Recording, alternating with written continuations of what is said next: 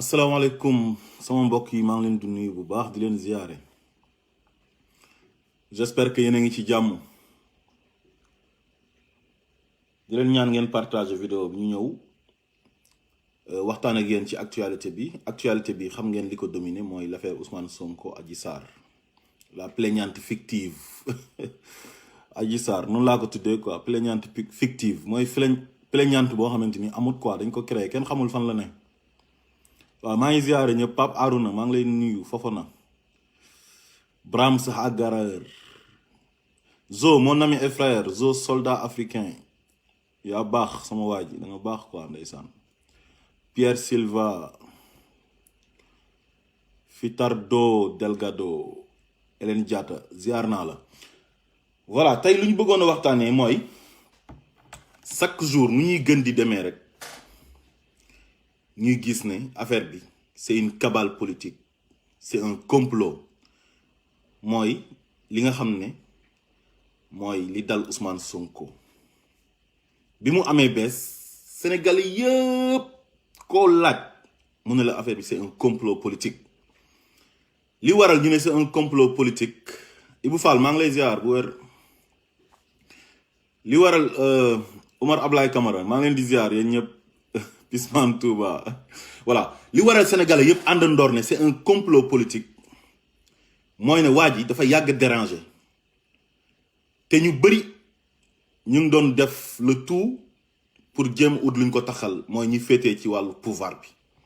waxoon naa leen démb ci sama live ne leen chaque jour da ngeen doon dégg nit ñi di wax di ruumanaat naan Ousmane Sonko Macky Sall dina ko fexeel Ousmane Sonko Macky Sall dina ko fexeel pour tëj ko gannaaw bi nga xamante ni jiiñ nañ ko salafiste jiiñ ko ibaadu jiiñ ko rebelle jiiñ ko sàcc Ousmane Sonko biir na rek loolu la déggut loolu yëpp dañ ko doon def juste pour mettre ko en mal avec les Sénégalais pour yàq xelu Sénégalais yi quoi xam nga Sénégalais dafa neexi influencé su benn nit ñëwee rek nga ne ko ah dafa attention ci kii de diw de lii la te loolu ñu koy jiiñ noonu moom dafa am droit pour nekk loolu su dee ibaadu am na droit nekk ibaadu bu dee salafiste am na droit nekk salafiste su dee chrétien am na droit ne man chrétien la su ko neexee mu ne man athée la gëw ma yàlla gëw ma yonant chaque jour ma indil leen aaya ba fa man shaa fal yu'min wa man shaa fal yakfur ba pare Sénégal dafa nekkul réew boo xamante ni c'est un pays islamique wala dafa nekk réew boo xam ne dañ ne soo gëmut tarixa yi waroo faa nekk dara loolu kenn bind ko ci constitution bi comme neex nga ne gëw ma tarixa yi comme neex nga gëm tarixa yi man maa ngi nii ci tarixa laa bokk ak modération nag voilà mais jëm nañoo sol ci nopp sénégalais yi gëmloo leen ne leen waa ji gëmul sëriñ yi mel ni ku gëmul sëriñ Sénégal yow waroo faa nekk dara mel ni dañ ko bind ci constitution bi wala ci code électoral bi ne ku gëmul tarixa wala ku nekk ibaadu wala ku nekk salafiste wala ku nekkul jullit amoo droit prétendre pour jiite réew mi te loolu dañ ko war a génnee ci bopp sénégalais yi heureusement sénégalais yi ñu bëri ils sont conscients maintenant jeunesse bi léegi ñu ci bëri yeewu nañ rawatina nag la diaspora les sénégalais de la diaspora dégguñ loolu ñoom lu ñu dégg mooy nit ku baax lañ bëgg que ça soit nga nekk joolaa nga nekk soose nga nekk baynunke nga nekk balant nga nekk naar nga nekk njaago nga nekk olof lébu même bu fekkee da nga nekk sax koo xam ne yow origine libanais nga juddoo Sénégal am nationalité sénégalaise li la ko may mooy droit de sol tu es sénégalais kenn warul la stigmatiser am nga droit laaj réew mi am nga droit élection législative ñëw nga samp sa ndënd ne maa bëgg nekk député mais Sénégal da ngay jékki-jékki sax dégg nit naan waaye naar yi libanais yi di jéem a stigmatiser daf ci bëri ñoo xamante ni noonu lañ mel te am na ñoo xamante nii nag ñoom loo leen wax rek dañ koy gëm léegi gars yi foofu lañ profité nag pour bëggoon a yàq waa ji mais nag yàlla nanguwut dafa am ñoo xamante ni yàlla moo leen di tànnal boppam te Ousmane Sonko ci ñooñu la bokk da ngeen di xool deal bi fu mu commencé rek ba borom salon bi tey am position bi mu am muy Khady ak Ibrahima Coulibaly jëkkëram te ndeysaan Ousmane Sonko amul xaalis bu mu leen jox ñu taxaw wax seen diggante ak yàlla malgré pression bi nga xamante ni nguur gi ñu ngi leen koy teg pour ñu enfoncer Ousmane Sonko ñu bañ ne ñoom ay gor lañ magam bi génn Pape Alé Niang jël ko mu ne dañuy proposer sama sœur 40 millions ne ko pour mu enfoncer Ousmane Sonko wane na ñoom ay gor lañ malgré pauvreté bi nekk Sénégal. léegi Ousmane Sonko rek la yàlla may mu nekk nit koo xam ne ci Sénégal ci jamono jii ci wàllu politique nit ñi dañ ko topp gratuitement topp ko naturellement parce que dañ kaa bëgg te yàlla tax mais ñoom nguur gi ñoom amuñ bayre populaire uñ Macky Sall fu mu nekk nii il est impopulaire moom lépp lu muy def xaalis la koy defee te xaalis bi muy utiliser xaalisu nguur gi la mooy xaalisu sénégalais yi l'argent du contribuable. léegi Ousmane Sonko moom nit ñi dañ ko bëgg naturellement mu dem ba xëy wax ay nit ne leen dajale leen ma xaalis pour ma def tournée nationale tuddee ko nemmeeku tour ak international gars yi dajaleel ko xaalis bu bëri 150 millions te loolu Macky Sall mënu ko am mënu ko woon a am avant 2012 mënu ko am jamono ji xaalisu Sénégal moom lay jël di ko pasaree moo gaayam yi. léegi mu am loo xamante ni am na ci mbir mi mu nekk lu bees mooy démb Pape Alé Niang ñu koy féliciter di ko encourager ci fitam ci dëggoom ci ñeme dëgg parce que ñoom dañoo am seen ay journalistes bopp yoo xamante ni dañ leen a ger dañ leen a corrompre pour ñuy yàq deru Ousmane Sonko ñu nekk ci guerre médiatique mais Pape Alé Niang moom moo ko Ahmed Aïdara ak ñeneen ñu ñu àndal su ma limee damay juum am na ñu bëri ñoo xamante ni wax dëgg yàlla ñoom nekkuñ ay journalistes corrompus ñoom dañuy wax dëgg rek te yàlla tax waaye dañ siy jiital Pape Alé Niang ak Ahmed Aïdara ndax mbir mi bu mu commencé ba léegi ñoom position dëgg lañ jël te fi dëgg ji nekk foofu lañ féetee te loolu c'est très important. démb dafa jokkoo ak yumpaañu Adji Sarr ki nga xamante ni moom mooy soxna nijaayu Adji Sarr. su ngeen fàttalikoo am na benn reportage bu TFM defoon Aminata Goudiaby seen correspondante bu nekk Fatick moo demoon ba ci île du Saloum yi ci village bi nga xam ne fa la Adji Sarr jógee muy Maya mu def fa reportage ñu interviewé nijaayam ak maamam am na benn nijaayam bu doon wax naan Adji Sarr xale bu tëla waaye nag du fen nijaayam boobu nag complice am la moom la yumpaañam weer démb ci Pape Alé Niang te fuy Pape Alé Niang di jaar bay def ay investigation yam bay xool fi dëgg féetee mu koy jàllale ñoom loolu da leen a tëj parce que ñoom seen journalistes yi ñuy fay seen gars yu ñu jël pour ñu yàq deru Ousmane Sonko rek la ñoom dañoo jël ay journalistes ñoom Aïssatou Diop Fall yaa xam mbay ci ñoom la bokk ay Pape Amadou Fall bu nekk La Gazette te nga xam ne La Gazette kii moo ko moom Latif Coulibaly ak Maïmouna Ndour Faye ak yeneen journalistes yi nga xam ne ñoom la ñuy liggéeyal quoi ay Les Échos ñooñu dañ leen a fay uniquement pour ñu ternir l'image de Ousmane Sonko pour ñu diaboliser ko traîner ko dans la boue ba du jarati dara ñoom loolu mooy seen liggéey mais journalistes yu mel ni ñoom Pape Alé Niang ñoom dañuy dem di def ay gëstu ak ki nga xam ne moom mooy Babacar bu Kéwloo maa ngi jéggalu fàtte naa ko tudd Babacar bu Kéwloo moom tamit il fait un excellent travail gratuitement mooy fi dëgg ji féete rek foofu lay féete léegi ñun bu ñëlee jógee di yàq der ñoom dañuy jóg ñoom uniquement pour informer sénégalais yi teg affaire bi ci yoon wan sénégalais yi ne leen lii diil la Pape Alé wax ak yumpaañu xale bi démb yumpaañu xale bi ne xale bi oo na nijaayam di ko wax ne ko temps yi may massé Ousmane Sonko ci benn salon de massage waaye gars yi dafa am benn sale boulot bu ñoo bëgg a defloo te dañ ma proposer xaalis nijaayam encouragé ko ne ko vas-y nijaayam boobu noonu moo ko ci encouragé te yumpaañam bii ndeysaan boo leen ko déggee muy wax xam ne ku pauvre la mais ci aqulaay taalaayam ci lay waxee parce que dafa am nit ñoo xamante nii dañoo mënta toog di seetaan ñu bëgg a yàq benn doomi aadama ci affaire politique xam naa ne su ko gars yi teeloon a yëg moom du wax te ku ñu war a protéger la waaw mooy yumpaañu Adji Sarr boobu noonu léegi mu ne nijaayam bi après di ko ci encouragé léegi mu ne ko non man d'accord ma mu ne ko léegi après danañ la jox 300 000 parce que da nga ma waxoon na ma da ngay def commerce dinaa la jox 300 000 mu ne ko su fekkee ci xaalis boobu la man soxlawuma ko billahi wallahi tallahi luy gars yi di faral di wax yàlla du nit quoi gis nga yàlla nit kum jël defar la ba pare du doomi aadama mooy ñëw di la yàqee noonu day yomb xoolal démb yumpaañu Adji Sarr fu mu génn nu mu nooyee démb ñëpp a kontaan Pape Alé Niang ñu ngi koy ñaanal yàlla parce que tey bu nekkoon nit ku bon bu nekkoon corrompu ku noonu ànd na ak nguur gi ñu koy jox xaalis comme yeneen moromu journaliste yi nga xamante ni c'est des corrompus dañ leen di jël di leen utiliser pour ñuy toroxal ay nit di yàq deru gor ñi pour ñu leen di fay xaalis mais moom taxaweewul tànk boobu moom Babacar bu kéwaloo ak ki nga xamante ni moom mooy Ahmed Aïdara ñu ngi leen di féliciter bu baax a baax dëgg mooy njëkk te mooy mujj lu yàlla wax ne waqul jaa al xaq wa zahaqa al batil inna al batila kaana zahuqa fépp foo xamante ni fen dafa nekk yàgg fa duré fa mooy ne dëgg moo ñëwagul bu dëgg ñëwee rek day toxal fen yi te affaire Ousmane Sonko bii ñëpp xam nañ ne fen la kabal la du début à la fin te Macky Sall xam na ne lii c'est une patate chaude te xam naa ne bëgg na ci génn mu të ko waaye lu ñu koy conseil mooy na fexe ba dossier bii nii ñu jël ko classé ko sans suite parce que affaire yi fen la affaire yi cabale politique la te leer na te bu ñu naree forcé ne dañuy jëli Ousmane Sonko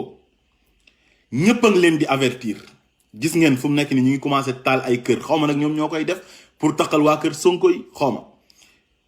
transhumant bu mag boobu di Seydou Diouf dëkk Tëngéej nga xamante ni ànd na ak Abdou Diouf jógee ak Abdou Diouf ñëw ca Ablaye Wade jógee ci Ablaye Wade ñëw ci Macky Sall moom ku nekk président yow lay àndal démb dégg naa dañoo taal këram yéene wuñ ko nag xamuñ ne ñoom leeruñu ndax ñoom ñoo ko def seen biir pour takkal waa kër Sonko yi xamuñ ne ndax nit ñi ñeneen ñoo ko def wóoruñu Université Assane Seck tamit dégg naa taal nañ ko léegi nit ñi ñu ngi leen di avertir di leen war ne tey Ousmane Sonko bés bu ngeen ko laalee dëkk bi dana tàkk te ñun bëgguñ dëkk bi tàkk de bu ñu sañoon dëkk bi du tàkk waaye dëkk bi bu tàkkee le seul responsable sera Macky Sall Macky Sall mooy le seul responsable parce que moom moo toog ci réew mi na du am opposant képp ku jóg bëgg nekk adversaire de taayam mun na dina la faagaagal toroxal la te doo ko def dara impunité boo xam ne ci dafa jéggi dayoo ñi mu àndal rek ñoom ñooy am jàmm mais xam nga loolu tey am na dëkk africain yu bëri yu tàkk tey mais loolu moo ko taal yow ñu jox la nguur goo xamante ni moomoo ko le pouvoir ne t'appartient pas mais pouvoir bi ñi ko moom mooy le peuple bi yow yaa ñëw def sa campagne ne damaa soxla réew mi jox leen ma ko ma defaral leen réew mi ñu jox la réew mi nga aaki moo pouvoir yëpp tekki sa loxo muy pouvoir législatif bi pouvoir exécutif bi ak pouvoir judiciaire bi di jàpp gor ñi di leen toroxal léegi jël sa ay kaso ak sa ay juge ubbi sa ay kaso képp ku la contre nga ne ko dama lay yóbbu si kaso gi tëj la toroxal la mais loolu duñ ko nangu te sénégalais yi fu mu nekk nii ils sont prêts pour bañ loolu noonu am na ñu bëri tey ñuy xeex du Ousmane Sonko moo tax ñuy xeex ku ci mel ni Dame Mbodj mi Dame Mbodj bokkul ci parti Pastef Dame Mbodj c'est un syndicaliste mais nitu dëgg la bu ko neexoon mu nekk un lâche nekk un poltron dam wéeru ji ca nguur ga ñu koy jox xaalis muy fen mais loolu du continuer ay fen mënta continuer dëgg rek la yàlla bëgg te nag sénégalais yi lii c'est une occasion pour ñu xeex ak Macky Sall une bonne fois pour toutes wan ko ne ko yow réew mi moomoo ko ba yow ñi nga àndal ñoom dañuy def lu leen neex dara du leen ci fekk mais ku àndut ak yow yaay ñëw tooñ ko takkal ko dara pour tëj ko ci kaso gi Macky Sall moom dafa jàpp ne àddunaam moom tëjee kaso rek moom la war di defaate moom daal ay kasoom la yor di tëj yore procureur bi mu ngi yore ay dossiers yu dul jeex ci taabalam ay dossiers yu dul jeex yoo xamante ni ñi ànd ak Macky Sall nekk ci nguur gi ñoon dañ leen épinglé ci ay rapport corps de contrôle yi ñoo leen épinglé mu ngi ci taabalam Seynabou Ndiaye Diakhaté jox na ko combien de rapports yu jógee ko OFNAC mu teg ko ci taabalam wala mu dugal ko ci tiroiram bàyyi ko muy nelaw léegi ñi nga xam ne defuñ dara dañuy xeexal seen réew bëgg seen réew buñ gisee ne ñu ngi sàcc alalu réew mi ñu dévoiler vilipender ku ci mel ni Ousmane Sonko ku ci mel ni Guy Marius Sagna Clédor Sène et bu ñu ko invité mu ñuy waxal suñu ressources naturelles yi te information bu mu ñu jox ci ressources naturelles yi ak ressources minières yi dafay leer nañ di ñu édifier ci contrat yi muy leer léegi nag ñu ne ñooñu dañ leen war a sànk jël leen dugal leen ci kaso yi tëj leen pour ñoom ñu mën a toog ci réew mi di doxal loolu lañu war a nangu parce que ñoom moomuñu réew mi lan mooy ndeyu ñu fal nit mu jàpp ne moom réew mi di def lu ko neex ku ko neex tëj ku ko neex tëjji tey jii procureur bi tey su fekkoon dañoo nekk dans un pays de droit dans un état de droit dëgg boo xam ne day wuyoo turam mais enquête bi jeex na bu yàgg ba mbir mi féetee boor su boobaa xam nga kañ la ñuy jàpp Sidi Ahmed Mbaye doomi Maodo Malick Mbaye bu gëm sa bopp directeur ANAMO ku noonu moom la ñuy jàpp parce que moom ci deal bi la bokk chauffeur ba nee nañ chauffeuru Mamour Diallo la parce que immatricule bi ñuy ko photo dem xool ji dañoo gis ne turu Mamour Diallo moo nekk ci immatricule oto bi parce que Mamour Diallo dafa am règlement de compte ak Ousmane Sonko parce que dafa sàcc 94 milliards sénégalais yi Ousmane Sonko génn na Mamour Diallo sàcc na suñ 94 milliards mook Tahirou Sarr léegi nag loolu métti na Mamour Diallo léegi nag moom lu daaneel Ousmane Sonko ak lu toroxal Ousmane Sonko moom daf ciy bokk moom tamit maître Dior Diagne mooy ñaareelu ki nga xam ne moom mooy le ministre de l'intérieur bi nga xam dañ ko indi pour mu dissoudre le parti Pastef tas ko muy Antoine ñàkk jom maître Dior Diagne boobu tudd nañ ko ci te tey enquête bi bu continuer woon au niveau de la gendarmerie bu continuer woon mais dafay leer dafa yomb man mi nga xamante ni du ma enquêteur defuma droit du ma juge du ma magistrat du ma avocat xaw ma dara ci droit tey man xam naa ne enquête bi dafa waroon a continuer ñu def réquisition au niveau de la Sonatel wala yeneen opérateurs yi pour ñu xool Adji Sarr ñan la doon waxal ak lan la doon wax ak ñoom ñu déglu ko mais c'est possible mën na nekk bu doon réew yi nga xamante ni réew yi am yoon la nga xam ne justice bi dafa indépendante justice bi exécutif bi nekkul di ko manipuler procureur bi nekk procureur de la république mais pas procureur waxoon naa leen ko démb pro mooy ki jegeeg nit comme pro Sonko wala pro Macky wala pro Wade wala pro Khalifa moom pro ki réer la Macky mooy ki réer Macky dafa réer moom pro ki réer la de la réccu publique parce que nekk nous sommes plus dans une république mais plutôt dans une réccu publique léegi procureur boobu tey su fekkoon vrai procureur de la république la mais liggéey boobu lay def affaire bi jeex day wax gendarmerie ne leen continuer leen seen enquête ñu def réquisition au niveau de la Sonatel ak yeneen opérateurs yi ñu xool Adji Sarr ñan la doon waxal ñu xool tamit ndax Ousmane Sonko envoyé na Adji Sarr message loolu kañ moo gën a yomb ku noon enquête bi jeex na bu yàgg ku noon Adji Sarr dañuy topp ak Sidi Ahmed ak keneen ku ci mën a bokk muy maître Dior Diagne ak chauffeuru Mamour Diallo baag Mamour Diallo képp ku Adji Sarr waxal képp ku bokk ci complot bi ñu jàpp la teg la ci yoon loolu mooy état de droit loolu mooy justice bu tëddee njaaxaanaay mais dañoo mënta nangu te dafa métti nag wax dëgg yàlla dafa métti ci xol fal ay nit ñu nekk ci kaw nguur gi jàppee nguur gi ne ñoom ñoo ko moom seen nguur la ku àndut ak ñoom yow doo am jàmm mukk yow daal pour nga am jàmm da ngay ñëw ànd ak ñoom loo def dara du la ci fekk xoolal scandale yi am ci suu Macky Sall ñi ànd ak moom des scandales et des scandales bi ci gën a mag mooy 6000 milliards yi pétrole bi Frank Timis jógee ko fële tubaab bu kenn xamut ñëw Sénégal séddoo suñu xaalisu pétrole mook Aliou Sall Macky Sall dem grande mosquée taxaw di défendre rakam di ko plaider moom le président de la république nga xamante ni il doit être le président de tous les Sénégalais tëddee njaaxaanaay warul am jarbat warul am doom warul am jabar warul am rakk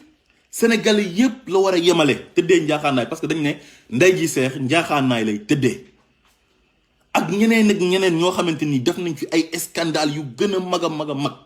ñooñu dara dalu leen kenn topp leen dossiers yi ma nga ca tiroiru procureur bi il faut que Macky Sall ne ko toppal nit mu soog laa mën a topp procureur boobu amul indépendance ba pare ci biir parquet bi ñu am fa ñoo xamante ni Macky moo leen tànnal boppam moom ak ministre de la justice am moo leen tànnal boppam pour bu amee adversaire politique bu mu bëgg a liquider ñu jël procureur jël dossier boobu noonu jox ko kenn ci juge yooyu noonu mu jël waa ji placé ko sous mandat de dépôt comme ni ñu defoon Khalifa Sall kaayam procureur dafa meloon ni gaynde laa la wax ak kaayu Aïda Ndiongue ak kaayu Karim Wade di génn di def ay conférence de presse di wax Khalifa Sall dañ ko mbaal dañ ko convoqué rek mu ñëw ñu ne ko aca demal mandat de dépôt pour ñu ubbi instruction noonu lañ bëggoon def Ousmane Sonko xam ne loolu jaaduwul mu ne duma ko nangu te gis nga buñ xasoon ba réussir loolu ku noonu dañuy matte ñëpp kenn du génn mais comme affaire bi fu mu nekk nii procédure bi mu ngi xaw a commencé di jël temps tuuti parce que Ousmane Sonko moo leen ko mayul te nit ñi ñu ngi leen di avertir parce que ñu ngi gis ne sénégalais yëpp ils sont du côté de Ousmane Sonko ñu gis ne am na ñu bëri pare nañ pour dee pour joxe seen bakkan. gis ngeen jigéenu Pastef yi jàmbaar yooyu noonu gis nga leen dañoo ñëw taxaw buntu kër Ousmane Sonko ne nañ ñu jàpp ñu ñëpp tëj leen Macky Sall jàpp leen toroxal leen yóbbu leen ci kaso yi. ñu am ay doom am ay jëkkër te defuñ dara lu dul am droit pour manifester wu ay sénégalais lañ ñu gis seen moroomu sénégalais di dund injustice parce que àndut ak Macky Sall loolu moo tax muy dund injustice boobu ñu taxaw ne lii du fi amee ñu jàpp leen muy lingeer yooyu ñoom Maymuna ñoom Khady Mahécor ak ñeneen ñu ngi leen di encourager bu baax a baax di leen wax ni mbir mi dafa war a jaral ñëpp ñu dee. gis nga waxtu dee bu jotee ku dund rek doo gor kenn ku nekk na nga def sa rôle mooy nga taxaw foo manti féete boo nekkee ci diaspora bi boo mënee di wax di conscientiser di alerter parce que mënoo dem nañ waxante dëgg te Sénégalais yëpp mën ñoo nekk ndoor Sénégal il faut mu am ñu tukki te ñu tukki tamit ci réew mi lañ bokk il faut ñuy wax. am na nag ñoo xamante ni dañuy jéem a yàq der naan ay yéen a ngi nekk ci biti di wax di taal dëkk bi fii kenn taalu fi dëkk bi kenn mooy taal dëkk bi kenn moo bëgg a taal dëkk bi mooy Macky Sall te loolu képp koo xam ne doon naa fekk nitu dëgg nga amal franchise nga taxaw nga wax loolu su fekkee dëgg rek moo la ñor parce que moo fi nekk di tooñ kenn tooñu ko Macky Sall kenn def ko dara Macky Sall mooy le plus grand violeur moom tey gis nga viol bi ñu jiiñ Ousmane Sonko ci jigéen moom viol boobu daf koy def ci suñu constitution bi di ko def ci suñu ay loi di ko def ci code électoral bi parce que baadoola la loolu moo tax muy def loolu ubbi ay kasoom di jàpp nit ñi di leen tëj di leen toroxal mel ni moom réew mi te lii nag dictature la am na ñuy wax ne dictature rampante la mais c'est une dictature fu mu nekk nii te gis nga bu ñu ñàkkee fayda toog kenn ku nekk bañ a jël xeex bi def ko sa xeexu bopp bañ kaa def xeexu Ousmane Sonko wallahi bu fekkee réussir na ci Ousmane Sonko après si suñ kaw lañ jëm de te nag ñi ci war a dox tànk jàmm nañ jóg ñu dox ci tànk jàmm ñu fay lii parce que luy raam ci ñag bi la jëm am na nit ñoo xamante nii kenn du leen laal de xam nga Macky Sall daf fay nekk ku ko neex mu laal acte bu mu posé mu jàll acte bu mu posé force la koy jàllalee parce que il a la police il a la gendarmerie il a ses juges corrompus il a son procureur corrompu léegi nag mu jàpp ne comme def na ko ñëpp def na lu ko neex mu réussir léegi nag Ousmane Sonko war na ko mën a defee mu yombee noonu mais loolu du yomb Macky Sall Ousmane Sonko nit ku yàlla defar la Ousmane Sonko li ngeen koy jiñ ñi xaajul bay nekk ci moom dàllam sax moo leen gën parce que yow ñu ànd ak yow ñoo gën a salte ñoo gën a bon ñoo gën a xeeñ ñoo gën a xasaw te Ousmane Sonko masu leen a attaqué personnellement heure bu leen attaqué rek ci seen gestion lay attaqué seen mauvaise gestion seen càcc gi loolu rek la seq ak yéen léegi nag yéen ngeen ñëw dugg ci vie privée am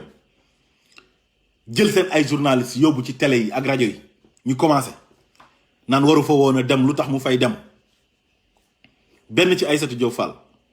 di commencé naan ci kinésithérapeute la waroon a dem mel ni ñoom ñooy médecin bi te pourtant waa ji moytu moo ko yóbbu foofu noonu ci salon ba parce que dafa bëggoon benn place bu discret loolu moo tax moytu moo ko fa yóbbu woon mais Macky Sall kan moo ko mën a moytu Macky Sall mu nar a dal sa kaw te ñëpp gisoon nañ ne Macky Sall mu ngi waat pour dal ci kaw Ousmane Sonko parce que ñu ngi woon ci yoon wi mais yàggul dara bi Antoine Diome ñàkk jom ñëwee Antoine ñàkk jom ministre de l'intérieur mais bi mu ñëwee lu mu njëkk a def mooy dafa génnee benn communiqué à 3h du matin di jéem a intimider waa Pastef ci seen nemmeeku tur bi bay tudd ay dissolution wu parti bi yàggul dara après si lañ ñëw indi affaire viol bi nii ñu foog ne Ousmane Sonko voilà tapette la xam nga procureur bi dégg naa dafa wax gendarme yi ne leen amu leen droit convoquer ko quoi parce que c'est un député dafa am immunité parlementaire muy malaanu kiiraay waaye il est fier dafa nekk nit koo xam dafa yëg boppam su ngeen ko convoquer rek day ñëw léegi nañ ñëw rek ngeen téye ko garde à vue après déféré ko su ngeen ko déféré ñu dóor ko mandat de dépôt après ubbi instruction ñoom noonu lañ ko naroon defee quelle haine ñoom dañoo am une haine viscérale envers Ousmane Sonko te haine boobu noonu digganteem ak Macky Sall la de politiquement léegi comme ñoom c'est des corrompus moomuñ seen bopp léegi Macky da leen a teg foofu jox leen poste jox leen ay avantages di leen instrumentaliser ne leen su ma amee ak nit problème rek defal leen ma sale boulot jàpp leen ci ngeen tëjal ma ko. waaye gis nga juge yi nga xamante ni ñoom ñooy def lii ak procureur yi nii man damay laaj juriste yi ñi nga xam ne jàng nañ droit xaw ma ndax ñu ngi may seetaan wala déet lenn rek laa leen di laaj te bëgg naa bu ngeen toogee ci plateau yi ngeen édifier ñu ci loolu noonu mooy ki nga xam ne moom mooy Malick Lamotte nga xam ne moom moo tëjoon Khalifa Sall ak ay ñoom doyen des juges Samba Sall ak xam nga ak procureur de la république bi ndax ñoom bés bu ñu demee ba ñoom Macky jógee fi ndax ñoom mën nañ leen a topp pour complicité d'emprisonnement des kii nu mu tuddati des opposants emprisonnement arbitraire quoi excès de pouvoir wala abus de pouvoir ñu def enquête topp juge Malick Lamotte topp Samba Sall Demba Kandji mi nga xamante ni moom mooy président cour d'appel bu tribunal bu Dakar kooku tamit war nañ ko topp ci yoon parce que moom moo jàllale Macky Sall ci élection yi nii passé ñu jël seen ay PV defar ko jël seen ay résultats préfabriqués mu jàllale résultats provisoires yi wane ne Macky Sall moo gagné mais loolu war na mën a am nañ waxante dëgg bés bu fi Macky Sall jógee parce que lu mu yàgg-yàgg dina fi jógee war nañoo mën a topp ñooñu pour complicité ci emprisonnement arbitraire mooy ñi ma tudd léegi procureur Bassirou Gueye Malick Lamotte bi nga xam ne moom moo jël Khalifa Sall condamné ko 5 ans te tegu ko ci yoon jalgati ay droit yam cour de justice de la CEDEAO condamné état bu Sénégal wan leen na leen yéen Khalifa Sall da ngeen ko xañ ay droit yam lever immunité parlementaire am ci biir prison bi jaay ko doole tëj ko ci kaso bi ba mu neex leen ba élection yi passé Macky Sall defal ko grâce présidentielle ñëpp xam ne objectif bi moo nekkoon pour Khalifa Sall bañ a participer ci élection yi Karim Wade tamit ñu condamné leen ci juridiction internationale yépp Karim Wade moo leen gagné foofu noonu mais ñi nga xam ne ñoom ñooy complice u Macky Sall ñëpp bokk ci deal bi ñëpp mais ñooñu bés bu Macky Sall jógee ci réew mi war nañ leen a topp ñooñu parce que c'est des voyous ay complice u Macky Sall lañ abus de pouvoir ba pare ak haute trahison parce que dañoo trahir askan wi parce que dañoo Sénégal moo leen fayal ñu jàng di leen jox ay bourse université ñu dugg ENA def seen concours nekk magistrat waat ci kanamu Sénégalais yi ne ñoom lu ñu leen dénk nii dinañ ko jaarale ci yoon dinañ àtte ci yoon président bi tamit kazalika naka noonu bi muy def prêter serment dafa waat ne charge yu ñu ko jox pour république bi dina ko doxal jaarale ko ci yoon mu ñëw war Sénégalais yi c'est une haute trahison nañ waxante dëgg haute trahison la mais ñooñu tey war nañ di leen topp parce que tamit dañoo mënta nangu nekk ci dëkk boo xamante ni dañ ne yow magistrat nga rek ngay jàpp nit ñi di leen tëj noonu facilement mu yomb trop nga dem tëdd sa kër di nelaw doomi jàmbur yi nekk ci kaso yi di sonn xoolal condition yi nekk ci kaso yi nu mu méttee détention provisoire yi nu mu mel da ngay gis koo xamante ni deful dara dañ ko jéeñ mais instruction bi dafay yàgg ñu bàyyi ko ci kaso bi bu fekkoon condition yi sax tane na comme Europe wala yeneen dëkk yi nga xamante ni xam nañ ak yelleefu doomi aadama ñu am ay chambre yu set ñu war a nombre de personnes yu war a nekk ci chambre yi ñu limité ko utal leen ay tenues yu set di leen ko fóotal jox leen seen cër bañ di leen dóor di leen jox lekk yu baax ñuy lekk jox leen seen ak yelleef même boo rayee nit ñu yóbbu la prison dañu la war a respecter parce que doomi aadama nga da nga am ay droit mais Sénégal loolu amul fa kaso yi dañ ko teg pour di toroxal gor ñi di toroxal doomi aadama yi Sonko daf cee gën a fës Khalifa Sall daf cee gën a fës Karim Wade daf cee gën a fës mais am na ay sénégalais yoo xam ne kenn xamu leen tey ñu ngi daj lu métti ci kaso yi am na ñoo xam ne ñu ngi leen di jàpp di leen tëj ay 10 ans àtte leen na leen dafoo leen dara toppeewuñu leen dara 2 poids 2 mesures bi am ci justice sénégalaise bi dafa jéggi dayo mais xoolal ñoom Dame Amar parce que Dame Amar papaam milliardaire la yàlla na ko yàlla yërëm muy Ahmed Amar parce que moom mooy goro Youssou Ndour copain Macky Sall la ci complice u Macky Sall yi la bokk ma nga ca nguur ga di nguuru ñooñu tey lu ñu def dafa grave dañu braver li nga xam ne moom mooy état d'urgence bi nga xam ne président de la république moo ko décrété ñu nekk ci mbas nekk ci couvre-feu ñu ne heure bi kenn amul droit génn lu dul mu nekk nga am motif bu leer man ko justifier nga war a dem hôpital wala nga war a liggéey